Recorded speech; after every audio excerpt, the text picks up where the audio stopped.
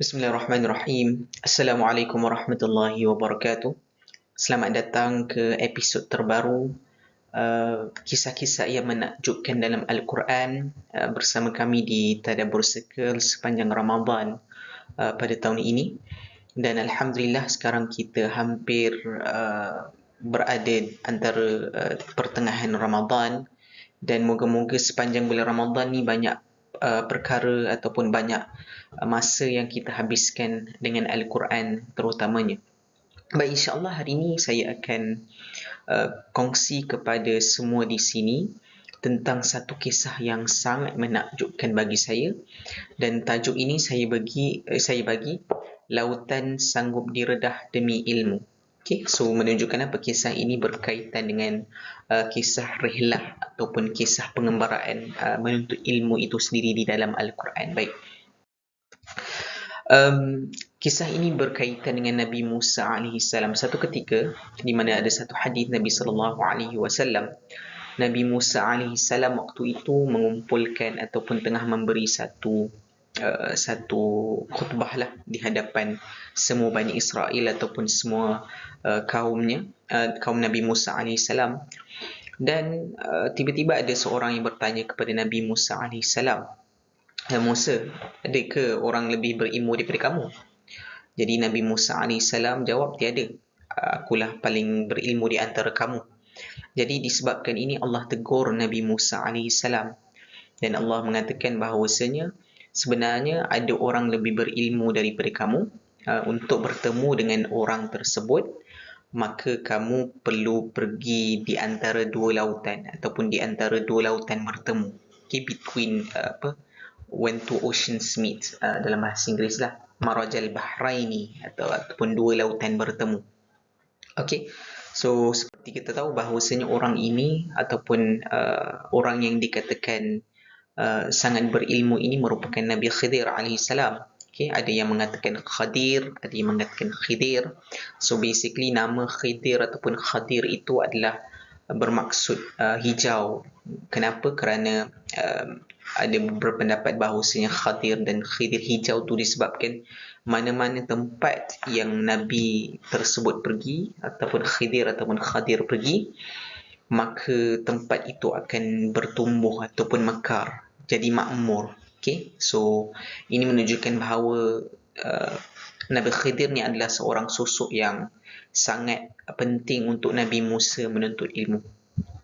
Dan disebabkan itu ada satu peristiwa di mana sangat penting, di mana Nabi Musa AS walaupun sudah berilmu dan juga walaupun sudah dikatakan sebagai seorang ulama waktu itu kan, kalau kira zaman sekarang ni triple ataupun banyak PhD lah kalau zaman kita kan. So tetapi at the same time dia sanggup untuk menuntut ilmu walaupun dah cukup ataupun walaupun dah banyak ilmu. Okay. Di mana surah Al-Kahfi ayat ke-60 Allah berfirman, "A'udzu billahi minasyaitonir rajim. وإذ قال موسى لفتاه لا أبرح حتى أبلغ مجمع البحرين أو أمضي حقبا." Dan ingatlah peristiwa ketika Nabi Musa berkata kepada temannya, "Aku tidak akan berhenti berjalan sehingga aku sampai di tempat pertemuan dua laut itu, atau aku berjalan terus bertahun-tahun." Baik, kat sini dia menceritakan bahawasanya Nabi Musa tak pergi seorang. Okay? Nabi Musa tak pergi seorang untuk pergi ke dua lautan yang pertembungan ataupun pertemuan antara dua lautan tu. Nabi Musa pergi dengan seorang pemuda. Okay? Seorang pemuda. Wa idh qala Musa li fatahu. Fatah ni merujuk pada seorang pemuda. Dan kalau kita baca kitab-kitab tafsir, contohnya Ibn Kathir dan sebagainya, mengatakan pemuda tersebut bernama Yusha' bin Nun. Okay, Yusha' bin Nun ni yang akan menggantikan Nabi Musa setelah Nabi Musa lah. Yang mana ni Yusha' bin Nun ni yang akan selamatkan Bani Israel, yang kita tahu bahawasanya Bani Israel ni akan sesat di dalam ataupun akan sesat di padang pasir selama 40 tahun, dan juga dapat dan Yusha' bin Nun ni antara yang memainkan peranan penting untuk menakluk Baitul Maqdis waktu itu. bersama yang untuk mengalahkan kerajaan Amalekah. Okey. So Yusha' bin Nun ni adalah seorang tokoh yang sangat penting lah. Wa idh qala Musa li fatahu la abrahu hatta. Abrahu ni maksud dia aku tak akan berhenti, aku tak akan rehat selagi mana apa. Dia cakap dekat Yusha' bin Nun tu, aku tak akan berhenti, aku tak akan rehat sehingga aku berjumpa dengan dua lautan. Okay, dua lautan ni kita tak tahulah specifically kat mana. Ada yang mengatakan di Mediterranean dan sebagainya, wallahu a'lam.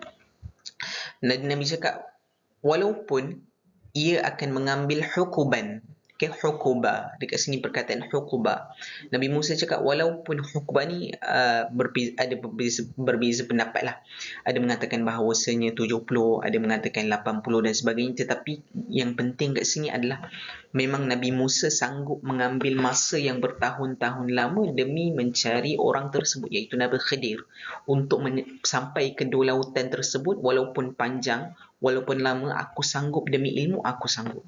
Itu Nabi Musa AS. Tengok walaupun Nabi Musa memang dah cukup ilmu lah kiranya dia paling alim lah pada zaman tersebut, tetapi disebabkan dia tahu ada orang lebih ilmu, dia sanggup untuk menuntut ilmu walaupun umur mungkin waktu tu boleh sampai 100 tahun, 200 tahun dan sebagainya. Itu Nabi Musa AS. 80 tahun, iaitu 80 tu kiranya lama lah kan. Kita sekarang ni berapa tahun kan, baru belajar setahun dua dah rasa macam lamanya nak belajar kan.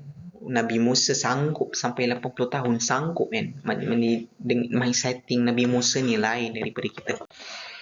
فَلَمَّا بَلَغَا مَجْمَعَ بَيْنِهِمَا نَسِيَا حُوتَهُمَا فَاتَّخَذَ سَبِيلَهُ فِي الْبَحْرِ سَرَبًا. Maka apabila mereka berdua sampai ke tempat pertemuan dua laut itu, lupalah mereka akan hal ikan mereka, lalu ikan itu menggelunsur menempuh jalannya di laut yang merupakan lorong di bawah tanah. Okay, so kita tahu sebenarnya along the way, of course lah, mereka memerlukan makanan, dan makanan yang dibawa oleh mereka adalah ikan. Okay, kalau kita dan ikan ini merupakan ikan, ada yang mengatakan sebelah sudah tak ada lah, maknanya sudah makan sebelum tu. So dalam apabila sampai, sebenarnya mereka dah sampai di pertemuan dua lautan tu, tapi mereka tak sedar dan tak tahu. Dan pada waktu itu mereka berehat di bawah satu batu. Dan kalau kita baca Ibn Kathir contohnya, bahawasanya mereka berhenti di satu tempat, dan tempat tersebut bernama Ainul Hayah, kan, tempat di mana kalau sesuatu kehidupan yang mati sentuh air tersebut, maka dia akan hidup kembali. So ikan tersebut kebetulan dah mati kan, and then tersentuh sedikit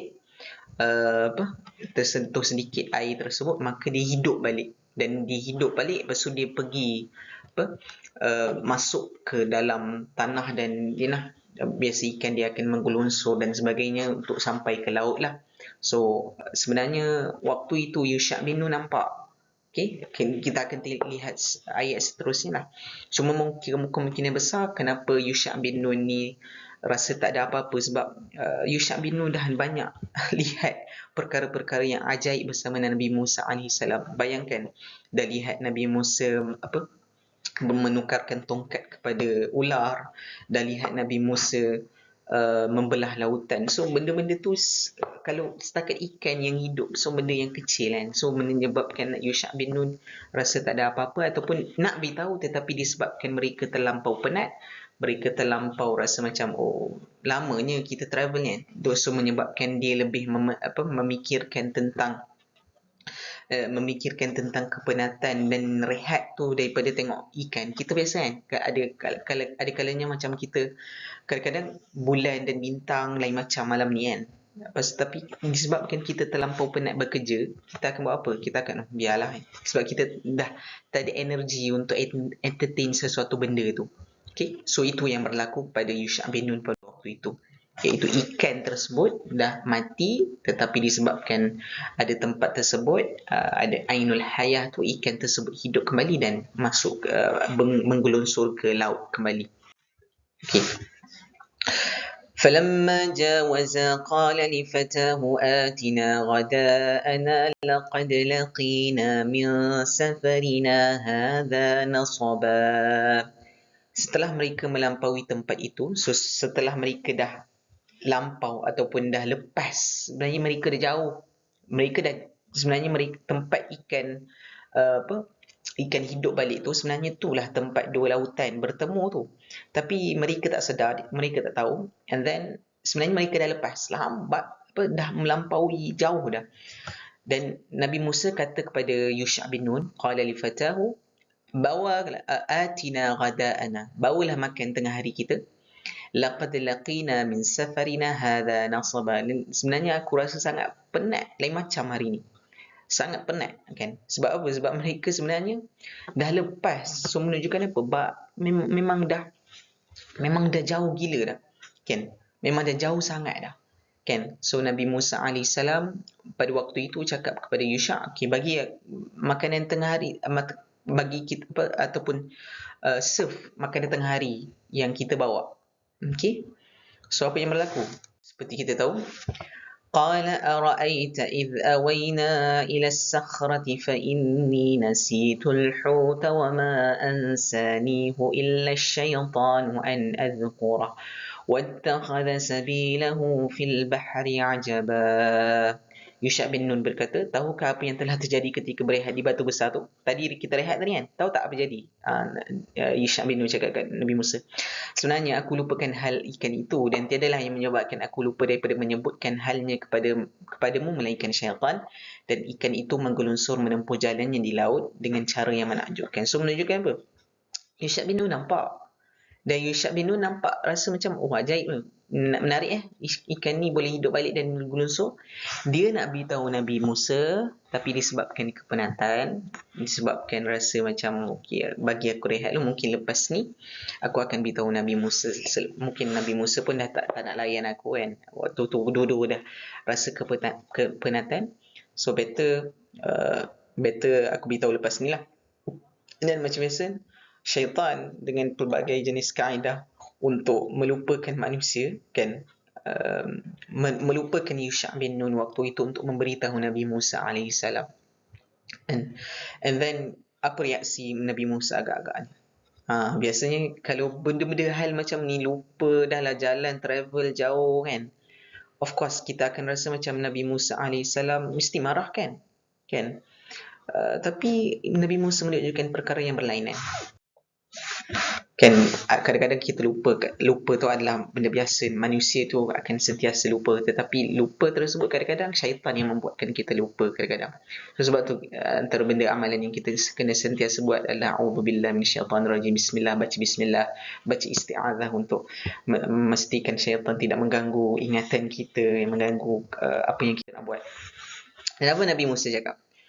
Qala dhalika ma kunna nabghi fartadda ala atharihima qasasa. Okay, dari Nabi Musa cakap, itulah tempat yang kita pergi cari, itulah sepatutnya kita ada kan, itulah tempat yang kita kena pergi kan. Maknanya ikan tu, maknanya Nabi Musa dah tahu itu adalah tempat marajal bahrain kan, tempat pertemuan dua laut. Fartadda ala atharihima qasasa, mereka pun balik semula ke tempat situ dengan menurut jejak mereka. So, Nabi Musa tak marah pun.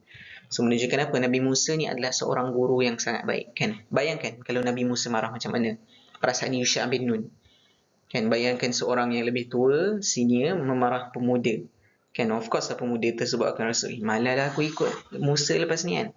So Nabi Musa ni ada satu sifat pendidik yang baik, iaitu dia akan tahu anak murid dia, Yusha' bin Nun yang anak murid dia lah, of course. Dia akan tahu anak murid dia kadang-kadang melakukan kesilapan kan, dan kadang-kadang kita as guru ataupun kita seorang yang lebih tua kan, kita akan terus marah kau ni. Tapi Nabi Musa mengajar kita bahawasanya relax kan. Ingat apa tujuan kita, apa hadaf kita yang utama. Aku nak bertemu dengan dua lautan kan. So kalau aku gaduh dengan Yusha' bin Nun tak ada apa-apa kan. Benda dah jadi. Okay.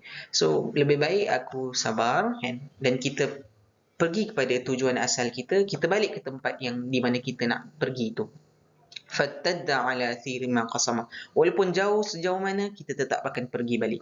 So itu adalah seorang guru yang sangat baik oleh Nabi Musa AS, seorang guru, kan, seorang pendidik yang sangat-sangat menjaga hati anak didik dia. Dan juga Yusha bin Nun, of course lah, menjaga hati Nabi Musa dengan mengatakan bahawasanya syaitan menyesatkan dan sebagainya.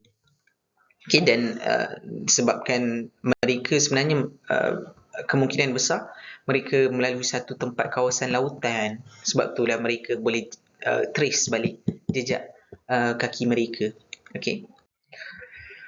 فوجد عبدا من عبادنا آتيناه رحمة من عندنا وعلمناه من لدنا علما.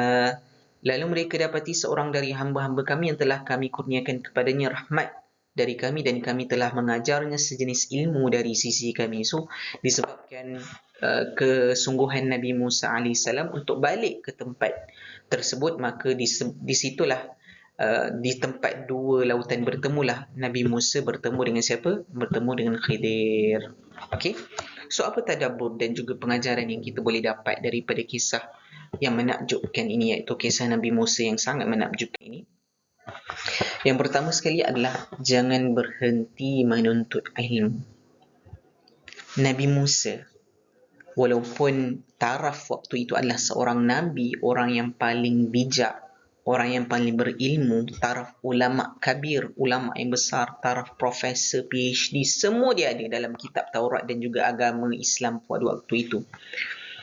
Tetapi dia tak pernah berhenti belajar. Dan baginda alaihi salam sanggup hatta sampai 80 tahun sanggup untuk menuntut ilmu. Ini menunjukkan kesungguhan yang sangat-sangat hebat daripada Nabi Musa AS. Kita juga perlu mencontohi perkara yang sama walaupun umur kita sudah usia. Yes, menuntut ilmu ini sukar.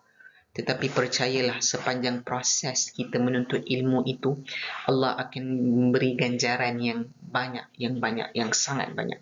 Kerana apa? Kerana Allah bukan lihat kepada hasil semata-mata, tetapi Allah lihat kepada input proses tersebut. Amalan sepanjang kita melakukan proses tersebut, itu yang penting. Okay, walaupun susah mana ataupun walaupun kita sudah tua kan, jangan berhenti menuntut ilmu. Ini yang diajar Nabi Musa kepada kita melalui ayat ini. Yang kedua sekali adalah sentiasa berdamping dengan orang berilmu. Yusha bin Nun, seperti saya cakap ataupun saya beritahu, yang dia akan menjadi seorang nabi, dan dialah yang akan menyelamatkan Bani Israel daripada tersesat di padang pasir selama 40 tahun dan juga mengalahkan Amalekah ataupun kerajaan Amalekah, puak Amalekah, dan menawan balik Baitul Maqdis. Bagaimana dia dapat menjadi seorang yang hebat macam ni? Antaranya adalah disebabkan dia berdamping dengan Nabi Musa AS. So menunjukkan apa? Kalau kita nak jadi orang hebat, kita kena berdamping dengan orang hebat. Kita kena berkawan dengan orang yang hebat. Pernah tak dengar satu pepatah, apabila kita masuk ke satu kedai wangi, maka kita akan dapat tempias wanginya juga. Tu pepatah ke? Saya tak tahu tak pasti pepatah ke tak. Tapi basically macam tu idea dia. Kalau kita nak jadi orang hebat, berkawan dengan orang hebat. Kalau kita nak jadi orang berilmu, berkawan dengan orang-orang berilmu. Okay? Itu yang kedua, pengajaran yang kedua. Yang ketiga adalah ilmu sentiasa perlu diulang kaji. Okay? So menunjukkan apa? Kadang-kadang ilmu ni syaitan yang melupakan kita. Dan apa yang perlu kita lakukan? Kita perlu ulang balik. Ulang balik. Seperti mana Nabi Musa dah pergi jauh kan? Nabi Musa ulang balik ke belakang kan? Sebab nak dapatkan ilmu tersebut. So kadang-kadang dalam kehidupan kita pun macam tu apabila kita menuntut ilmu. Okay? Jangan pernah meninggalkan ilmu tu. Jangan rasa macam otak kita ni boleh tahan selama-lamanya. Tak. Ilmu itu sentiasa perlu diulang kaji. Kalau kita lupa, kita buka balik. Kan? Kalau kita hafal Quran contohnya kan, kita lupa, kita ulang balik. Jadi, tak ada apa yang salah kalau ulang. Yang penting kita kena pastikan ilmu itu lekat. Ilmu ini seperti seekor kuda yang liar. Kan? Kalau kita tak tambat ilmu tu dengan tali, maka dia akan lari. So kita kena pastikan kita akan perlu sentiasa ulang kaji, okay, ilmu tersebut. Dan antara benda yang kita kena kena sentiasa aware that at the end of the day, ilmu ini adalah hasil usaha kita. Kalau selagi mana kita menjaganya, insya-Allah kita akan dapat benefitnya. So sentiasa ulang kaji. Dan yang terakhir sekali adalah sabar dalam menuntut ilmu. Sabar. Okay? Walaupun dalam kisah Nabi Musa yang selepas ni, yang Nabi Khidir tu, Nabi Musa tak sabar kan, kita tahu. Tapi basically sebelum Nabi Musa pergi jumpa Khidir tu, Nabi Musa dah sabar sebenarnya. Contohnya sabar dalam menempuh jalan kan. Kita tak tahu kat mana ni, tapi dia sabar, patience. Okay. InsyaAllah dapat jumpa. Lepas tu Yusha' bin Nun pula lupa pasal ikan. Dah lapar ni kan. Biasanya kalau orang lapar marah kan. Tapi Nabi Musa sabar. Sebab kerana dia tahu dia perlukan, Yusha' bin Nun ni memerlukan seorang yang dipandang kan. Sebab kita selalu dengar kan, Nabi Musa ni panas baran dan sebagainya. Sebenarnya itu adalah satu tanggapan yang salah kan. Memang Nabi Musa dulu waktu muda terpukul orang, bukanlah panas baran sampai ketua kan. Ada orang kan, dia cakap sebab kan ada certain orang tu dia cakap, aku dah tua, tak boleh ubah nak sikap aku. Nabi Musa dulu pernah terbunuh orang disebabkan panas barannya ataupun disebabkan darah muda dia, tetapi waktu tu macam mana? So menunjukkan apa? Menunjukkan at the end of the day, attitude tu kita boleh ubah pada waktu bila-bila masa. Kita kena ubahkan, kita kena try untuk develop diri untuk ubah attitude yang kita ada. Dan antara benda yang sangat penting untuk ada sepanjang dalam hidup kita adalah sabar itu. Nabi Musa menunjukkan kita bagaimana seorang pendidik perlu bersabar untuk mengajar kan. Seorang ibu ataupun seorang bapa perlu bersabar mendidik anak-anak kan. Bagaimana Nabi Musa bersabar untuk mendidik Yusha' bin Nun. Yang Nabi Musa kalau tak sabar, of course orang muda kan, kalau biasanya orang muda kalau kena marah macam mana, dia akan merajuk, lagi apa, dia akan tak ada mood lah untuk belajar. So kita kena pastikan apabila kita nak mengajar ataupun kita belajar, kita perlu bersabar. Kerana proses menuntut ilmu ini yang utama memerlukan kesabaran. Okay?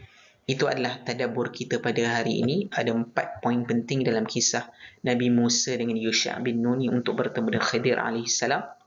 Yang pertama, jangan berhenti menuntut ilmu. Yang kedua, kena berdamping dengan orang berilmu. Yang ketiga, sentiasa mengulang kaji ilmu. Dan yang keempat, yang terakhir sekali adalah sabar dalam menuntut ilmu. Wallahu a'lam. Aqulu qawli hadha wa astaghfirullahal azim li wa lakum. Insyaallah, terima kasih semua. Kita jumpa pada episod yang seterusnya. Assalamualaikum warahmatullahi wabarakatuh.